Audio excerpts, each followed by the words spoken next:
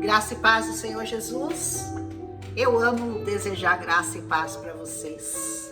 Sabe por quê? Porque quando você deseja graça e paz na vida dos outros, ela volta em dobro para você. Então imagina para quantas pessoas eu estou desejando graça e paz do Senhor Jesus. E essa graça e essa paz vão voltar para mim, que desejei para vocês. E toda vez que você deseja isso para alguém, isso volta para você também. Então, muita graça e muita paz para nós. Aleluia!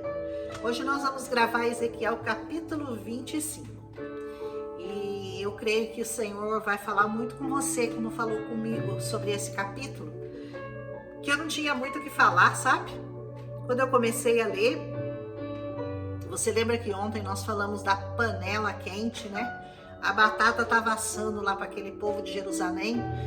No dia em que Jerusalém foi cercado pelo exército babilônico, o Ezequiel recebeu aquela profecia, né? De Deus mostrando para ele o que estaria acontecendo àquele povo de Israel. Mas essa profecia aqui é contra os amonitas. Os amonitas, como vocês sabem, era um povo que sempre batalhou contra o povo de Israel. Sempre batalhou contra. Então, Deus pediu para Ezequiel virasse o seu rosto contra os amonitas e profetizasse contra eles. E ele diz assim: ouçam a palavra do soberano Senhor. Assim diz o soberano Senhor. Vocês exclamaram: ahá! Quando o meu santuário foi profanado, quando a terra de Israel foi arrasada e quando a nação de Judá foi para o exílio, eu vou entregar vocês como propriedade do povo do Oriente. Eles instalarão seus acampamentos e armarão suas tendas no meio de vocês. Comerão as suas frutas e beberão o seu leite. O que Deus estava dizendo aqui? Ah, vocês ficaram felizes? Vocês ficaram satisfeitos porque o meu povo, porque os meus filhos foram castigados?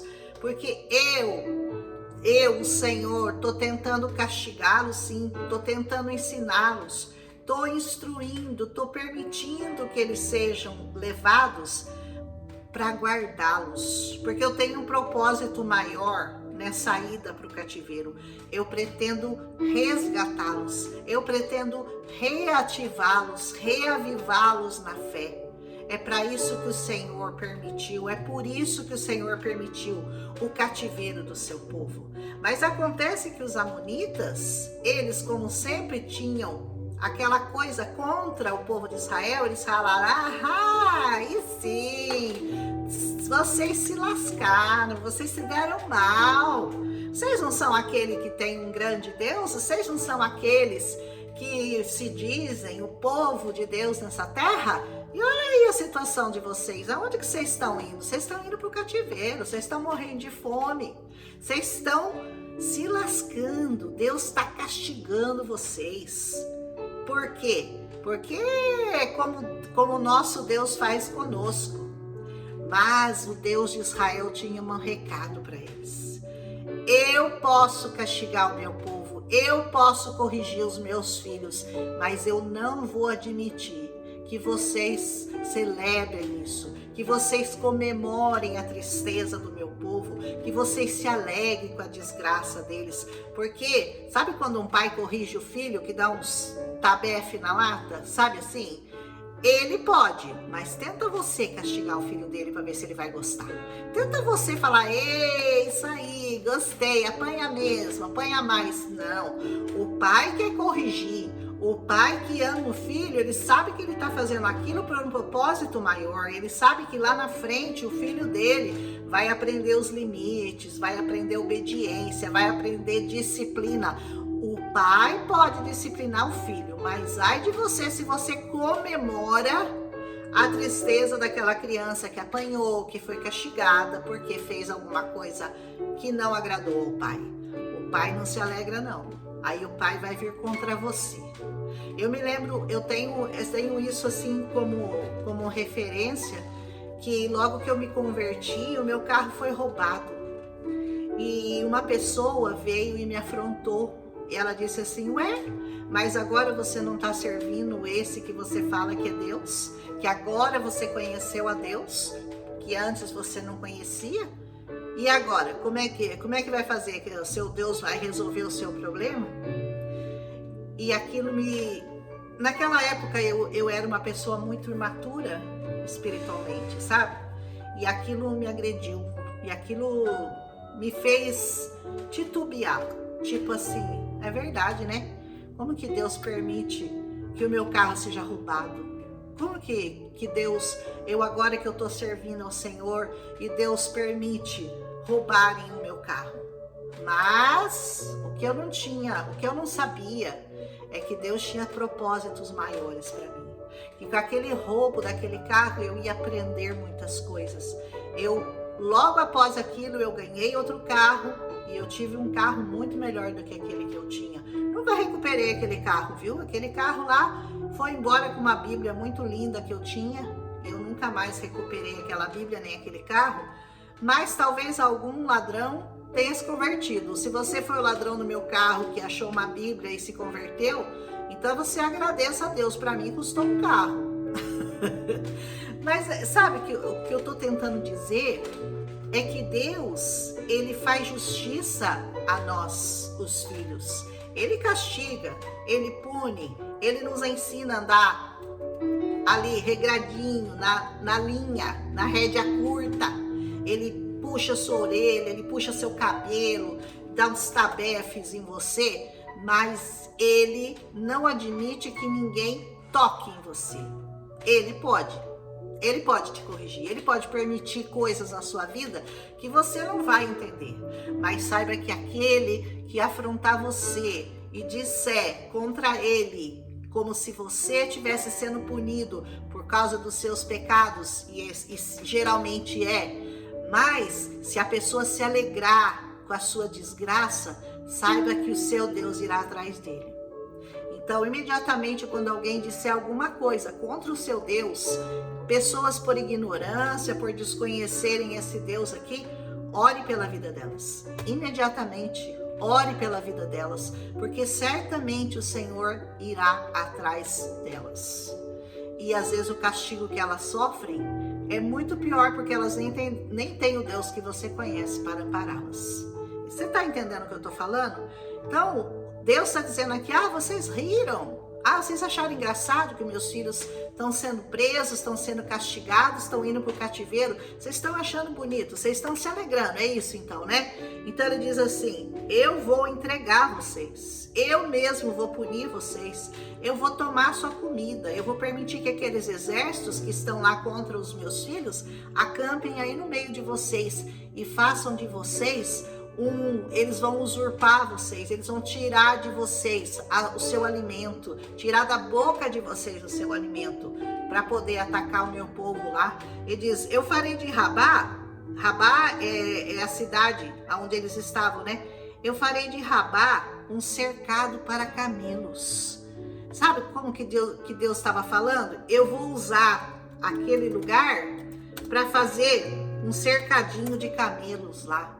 Eu vou usar o lugar onde vocês estão abrigados para tirar coisas de vocês. Para que vocês saibam que eu vou puni-los sim, mas eu vou puni-los com um propósito.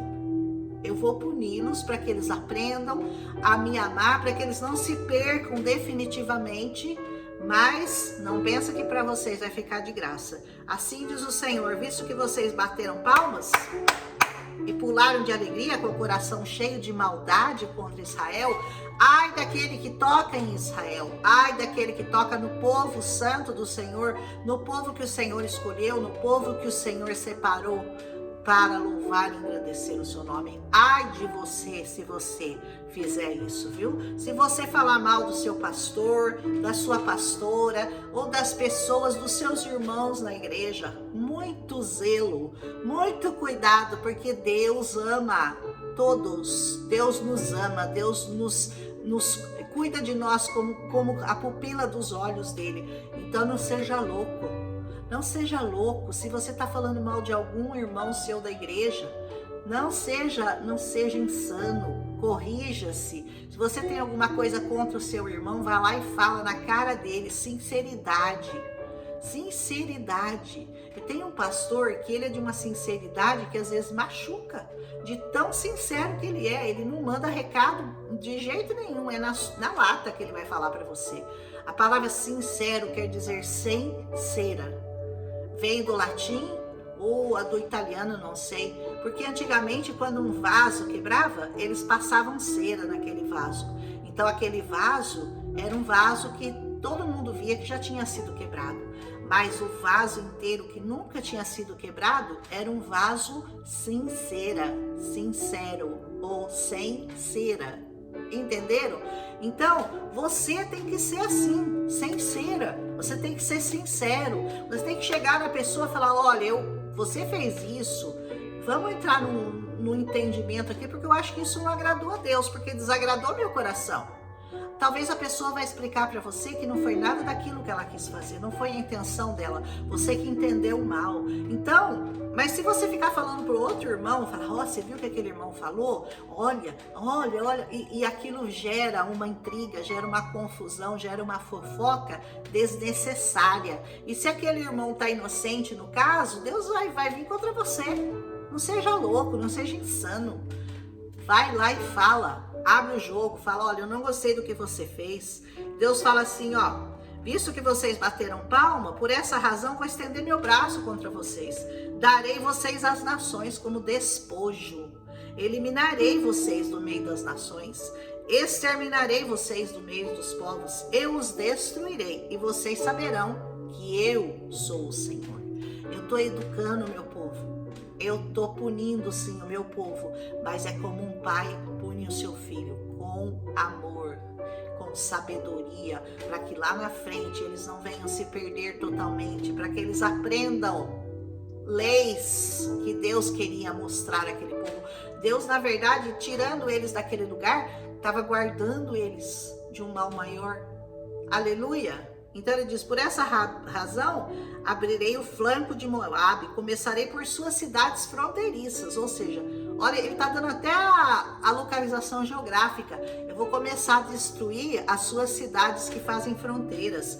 Bet-Jesimote, Baal-Meon, Kirataim, que são a glória dessa terra. Eram cidades lindas, eram cidades que chamavam atenção pela sua beleza. Ele falou, vou começar destruindo elas.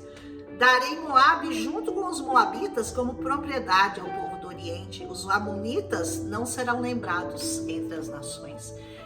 Eu não sei quem são esses povos hoje em dia, que povos eles representam. Mas, na verdade, eu creio que eles desapareceram, como o Senhor tinha profetizado. Se alguém souber de onde vêm os amonitas, eu vou pesquisar depois, isso me interessa. Os amonitas não serão lembrados entre as nações.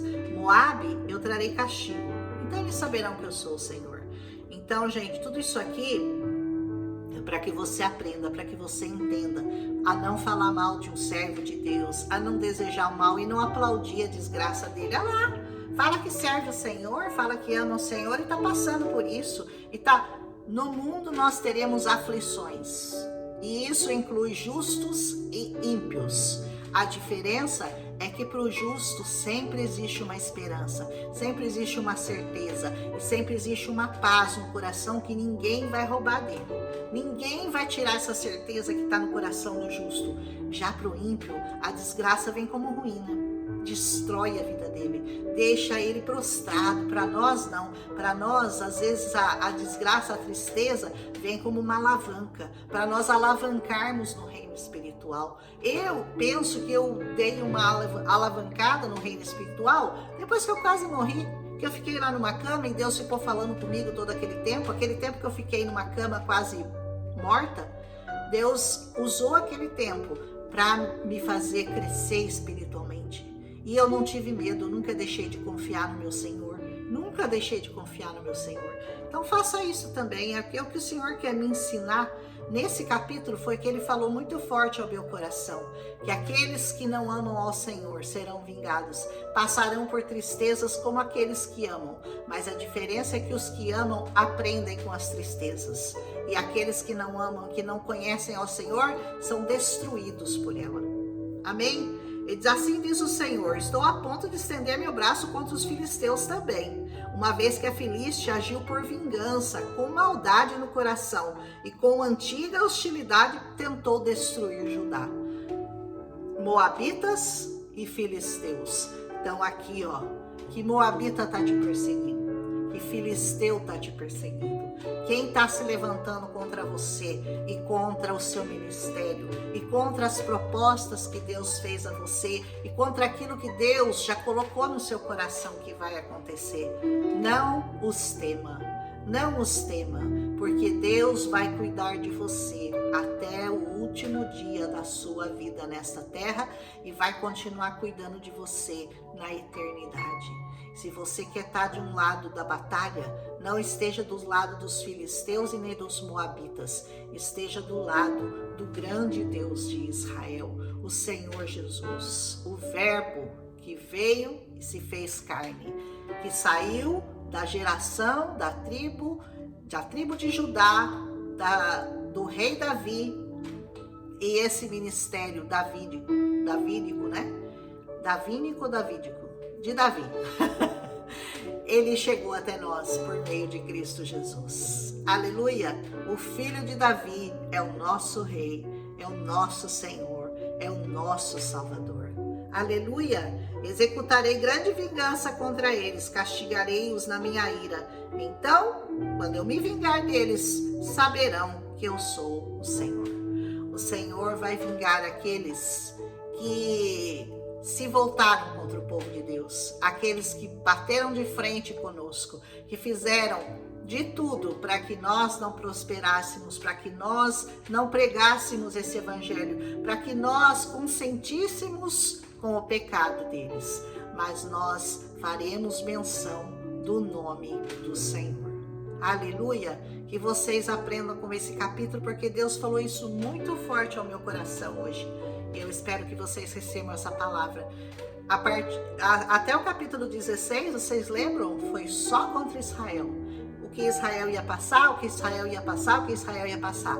Aqui ele começa já a trazer castigo para as nações que desejaram e que aplaudiram a tragédia de Israel. Nós não faremos isso. Aleluia! Um abraço em Cristo Jesus e até amanhã no capítulo 26.